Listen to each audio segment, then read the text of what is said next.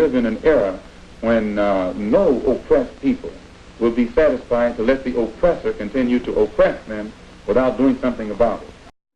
We historians, when we're looking into historical matters, we like to refer to what we call, in academic circles, primary sources. In other words, we like to go to eyewitness accounts of things or people's personal testimonies.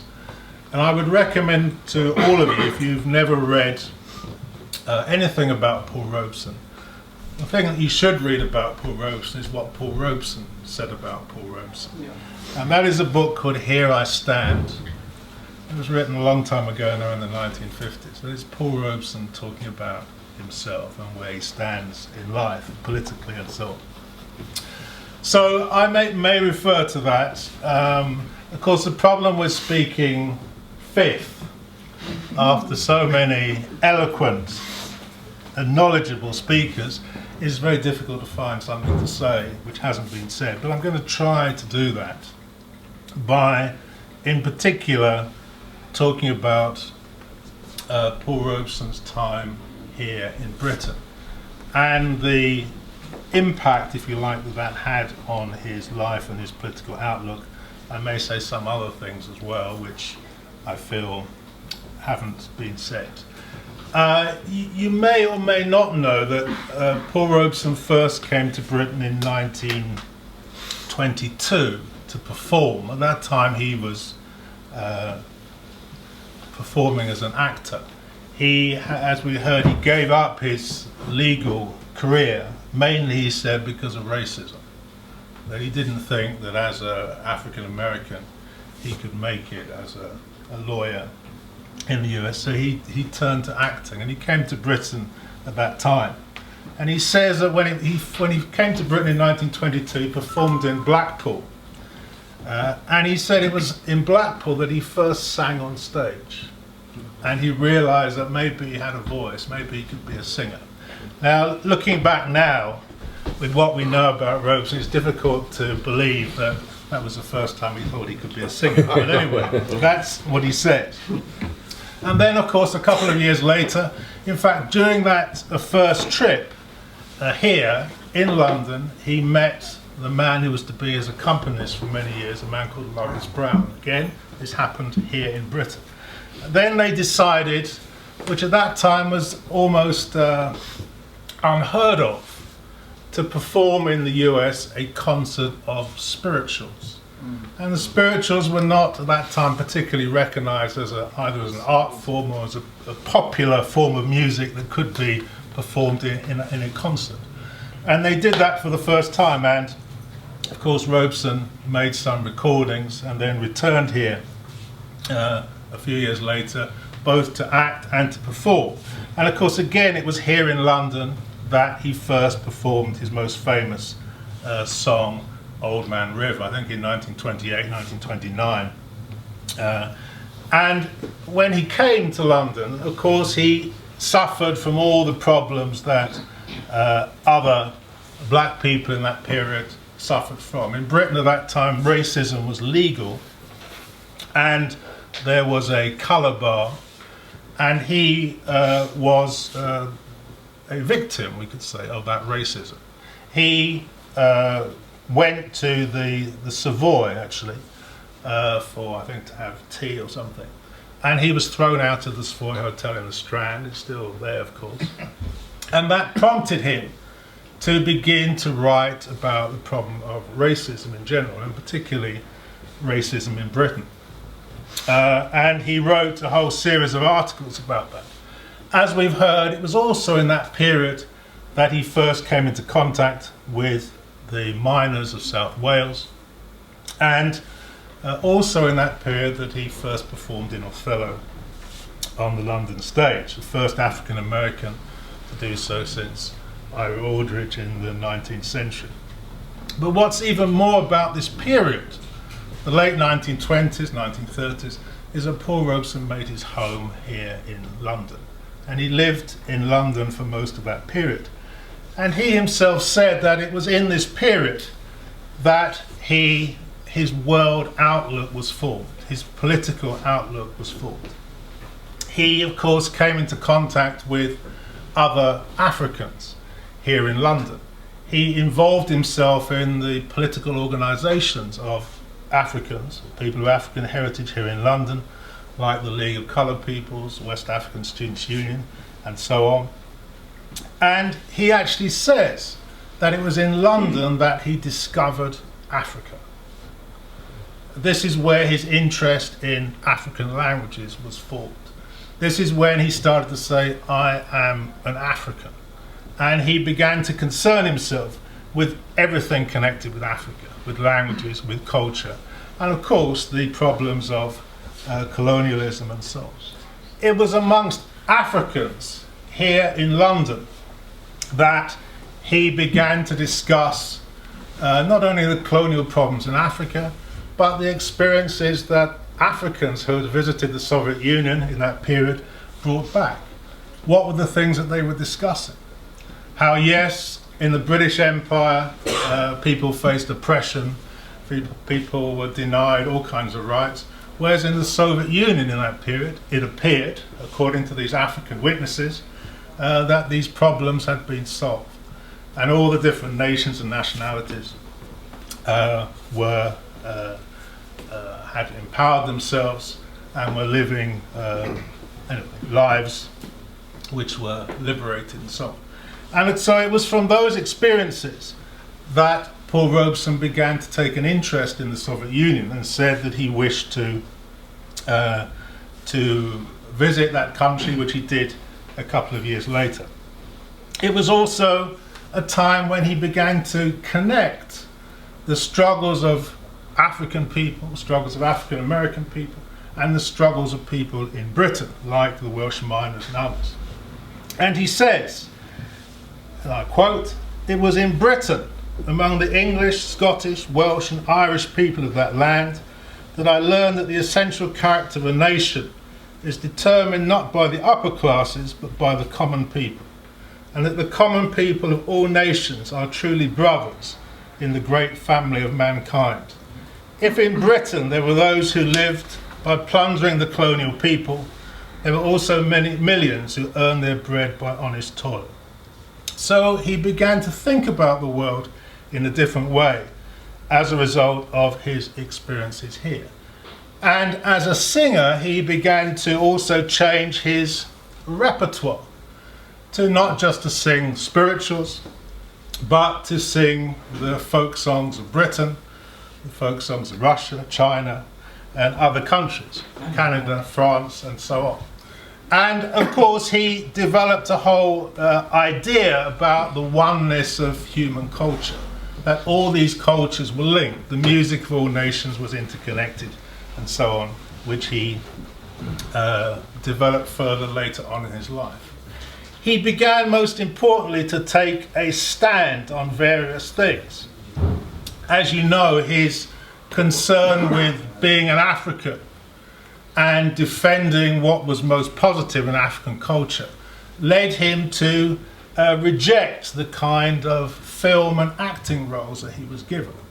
Those roles which he had taken, which he was critical of, like his performance in Songs of the River, he repudiated. And in fact, he tried to stop the distribution of that film. It was also in Britain that, as we heard, he found his most satisfying acting roles in Song of Freedom, Proud Valley, and so on.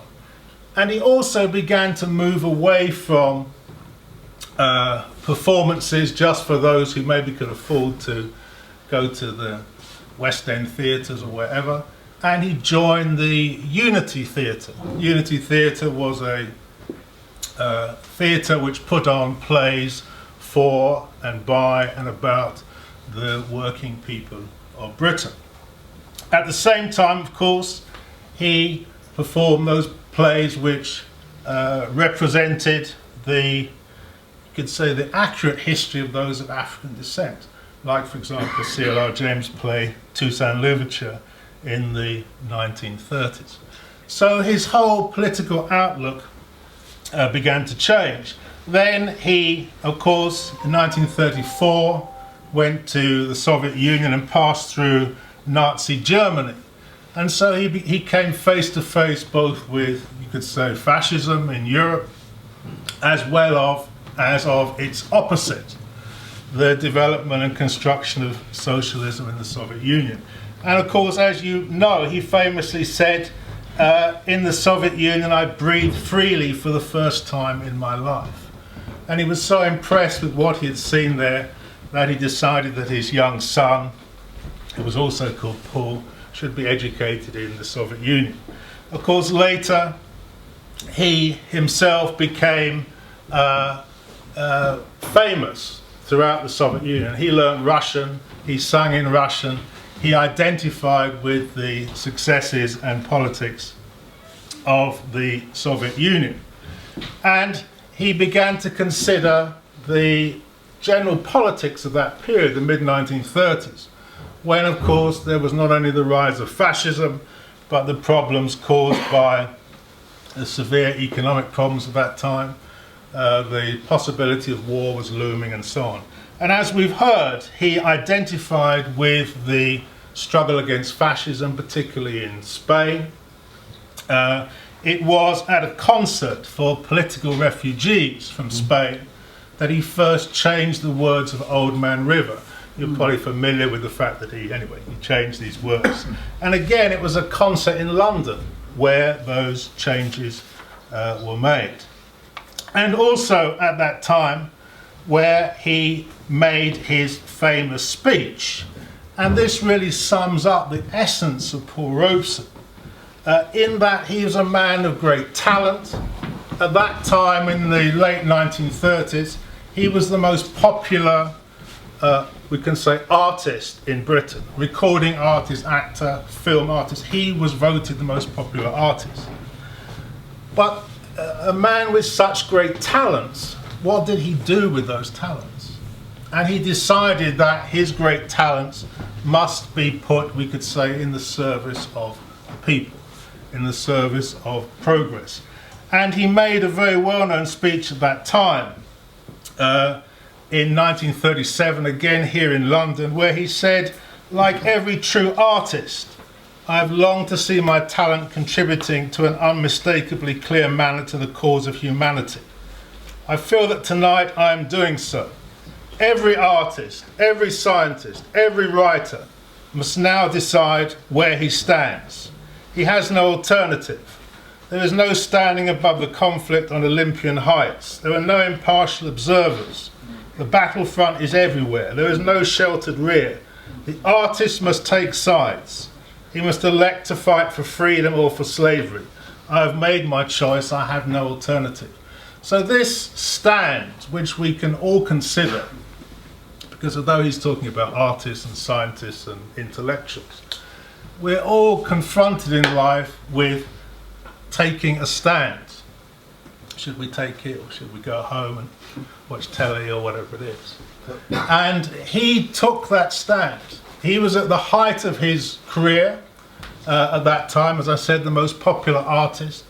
But he, in a sense, left it behind, or left one life behind, and decided to devote himself, as he said, to the cause of freedom, which meant singing for ordinary people. It meant performing in things that had some usefulness to the struggles that people were engaged in, and particularly the struggle against fascism and the struggle against war and so on. And so he sang many benefit concerts here in London. 20 odd years ago, which were we, 1998, we organised a conference for the centenary of Robeson's birth. And nearly 20 years ago, it was quite a long time ago, and we contacted many people who had known Paul Robeson. And what we found from that period and from a later period, we've only got a few people perhaps who are actually old enough to remember Paul Robeson, but 20 years ago, we found coming out of nearly every corner, there were people who had stories about Paul Robeson. I remember meeting somebody in Ilford. They said, oh yeah, Paul Robeson came here. He did a benefit concert for us. We needed a new typewriter. So he came and sang. And that was what he was like. He went from the Albert Hall to Ilford to sing so that people could get a typewriter. He sang for a number of black organizations in the 1930s, and this continued in the 1940s and 1950s. He would sing to help people achieve their aims, and particularly their political aims. As we heard, of course, he also, in a way, put his life on the line. He went to Spain during the Spanish Civil War. He sang for the international brigades. He said it was a major turning point in his life. It changed his repertoire because he added the songs of the Republic to his repertoire. And it also made him, because he met the international brigades, as you know, were brigades made up of volunteers from many countries who fought on the side of the Spanish government against Franco. And it included, of course, Africans, African Americans. From the US, there was a Lincoln battalion, which included several African Americans. And Robeson said he began to feel proud of this America, that there was another America, not just the America of racism and oppression and so on, but this other America that he began to identify with. And we heard earlier, I think someone posed the question, why would he be concerned about America? So, but he recognized that there were two Americas. There were the America of the rich and the powerful, and the backward and the racist, and there was the America of the ordinary working people, the vast majority. And he identified with that and wanted to make his contribution to it. And at the end of the 1930s, he returned to the US. He contributed in a number of ways. One of the most important was in the founding of the Council on African Affairs in 1937, which was one of the main anti-colonial organizations in America, mainly African American led, which played a very important role. I have to, if I can just put a little plug in here, I have to go to the University of Cambridge on Monday to speak because the students there are rather concerned about a man called Jan Smuts, who probably nobody here has heard of. You heard of him? Okay, good, that's very good. So they, anyway, they're a bit concerned that Jan Smuts was Chancellor of Cambridge University and various things are named after him and so on. So they want to hear more about him and should he be denounced and condemned and so on and so forth. So rather interestingly, coincidence that one of the leaders of the struggle against Smuts on the international scale was Paul Robeson, because Smuts, who amongst other things was, as well as being Chancellor of the University of Cambridge, was also Prime Minister of South Africa and also a member of the British cabinet during the war, in fact during two wars. But amongst other things, he was also, as the leader of South Africa, he wanted to annex what is today Namibia. There's another history I won't go into now. And he went to the UN to try and achieve that. And Paul Robeson was one of those who spoke out against it, organised people, in fact organised a mass meeting in New York against the attempts of the South African government to annex what is today Namibia. So that was the kind of work which the Committee on African Affairs did. Of course, Robeson also took up the struggle against lynching, against segregation, against all the discrimination that African Americans faced. And he's often known as the great forerunner in what's sometimes called the civil rights movement. That he was active and played a leading role in that movement from the late 1930s throughout the war period and then into the 1940s. And one could give numerous other examples, but I won't do that because of time. But you know that at the end of the war, Robeson started to come under attack, particularly after 1949, where he made a very famous speech in Paris, where he declared that he thought it was unlikely that African Americans would want to fight in a war waged by the United States against the Soviet Union. And for those comments, as well as for his other activities, he was attacked in the press, his concerts were attacked, he was put under surveillance, and so on. In fact, he was already under surveillance while he was here in Britain, in fact from an even earlier period, but that's another story. And then, as you know, finally his passport, as we've heard, was removed, and there was every attempt to end his career. And it's worth mentioning, in addition to, it's worth mentioning that at the time when Robeson's passport was removed in 1950, and every effort was made to end his career, he was offered a choice. The US government essentially said to him, well, you can stop speaking out on matters of international peace, on issues of colonialism, on issues of civil rights, lynching, segregation, so on. And if you stop doing that, then that's fine. You can go anywhere you like, you can have your passport back, you can continue your career. But again, at great personal cost, he took a stand. He took a stand on principle that he would not do that he would continue with the activities which he'd been engaged in up until that time.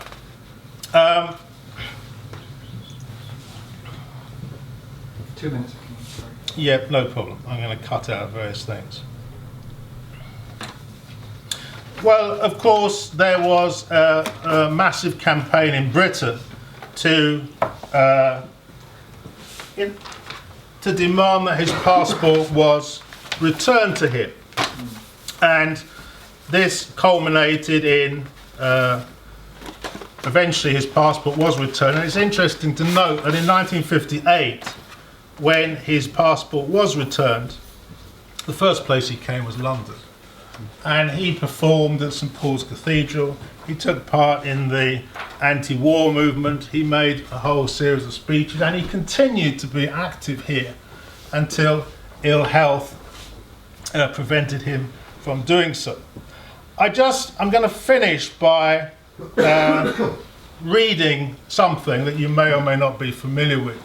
At the end of his life, in fact, from around about mid-1960s until his death 10 years later, he was largely inactive. And, of course, there were all kinds of rumours about what had happened to him and whether there had been attempts to assassinate him or to incapacitate him and so on and so forth. And also various rumours about what his stand was, that whether maybe later in his life he'd had doubts about all these kinds of things that he stood for. So I want to read one of his last statements. This is from 1973, so this is 3 years before he passed away. So he says, "Dear friends, warmest thanks to all the many friends here and throughout the world who have sent me greetings on my 75th birthday.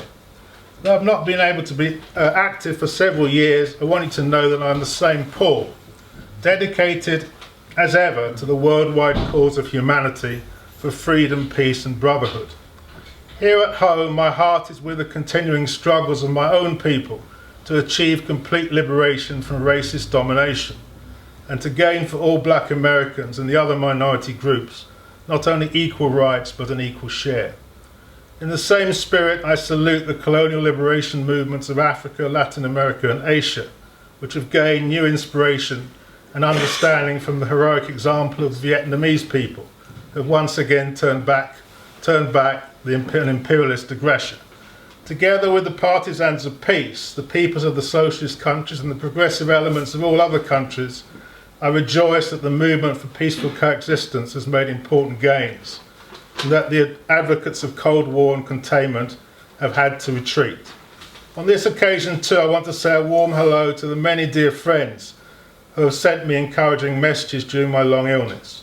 I'm deeply grateful to you all, classmates from high school and college days, fellow actors, singers, musicians and others from the arts, science and professions, church people and trade unionists, and friends from all the other areas of my life here and abroad. Though ill health has compelled my retirement, you can be sure that in my heart I go on singing. But I keeps laughing instead of crying. I must keep fighting until I'm dying. An old man river, he just keeps rolling along. Oh, wow.